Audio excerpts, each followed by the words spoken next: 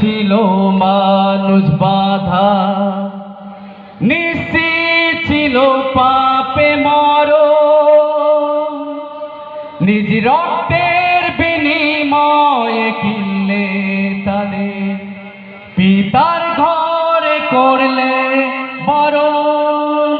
কে রক্ত দিয়ে আমাদের কিনলেন? স্বয়ং যিশু। আর সেই জন্য আমরা সবাই এখানে উপস্থিত হয়েছি।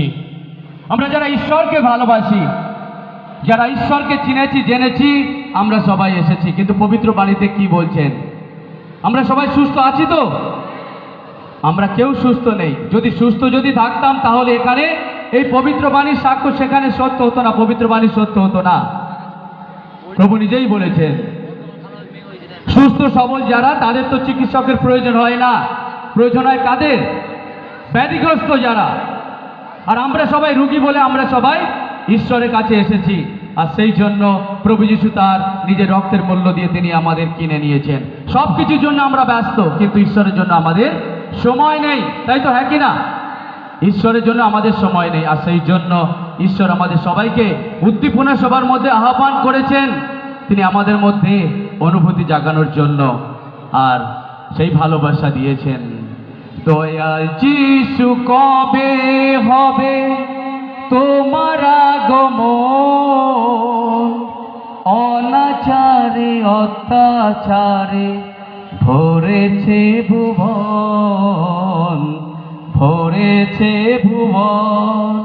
আমার মনে প্রশ্ন একটা আছে, যদি আমি প্রশ্ন করি পৃথিবীর সব থেকে উর্বর জায়গা কোথায়, কোনটি? সব থেকে উর্বর জায়গায় কোনটি? জানি তো উর্বর জায়গা যেখানে সব কিছু বেড়ে ওঠে। এই আজকের দিনে এই উদ্দীপনা সভাতে যে প্রভুর বাণী আমরা প্রচার করছি, সেই প্রচার এমন জায়গায় পৌঁছে যাবে যেখানে সবার হৃদয় উর্বর জমিতে। আর সেখানে প্রভু এখানে বলছেন পৃথিবীর সব থেকে উর্বর জায়গা হলো মানুষের হৃদয়। স্বর্গরাজ্যের বীজ কোথায় ঈশ্বর বুনেছেন? স্বর্গরাজ্যের বীজ ঈশ্বর বুনেছে মানুষের মনের মধ্যে। আর সেই জন্য মানুষের মন এতই উর্বর, সেখানে কোনো কিছু মারা যায় না।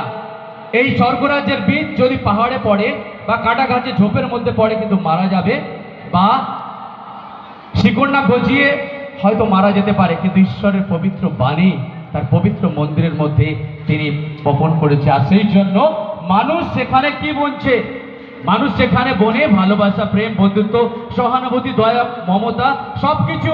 আবার মানুষ যদি তার মনের মধ্যে অহংকার, হিংসা, শত্রুতা সমস্ত কিছু বেড়ে ওঠে। আর সেই জন্য লুক রচিত মঙ্গল সমাজ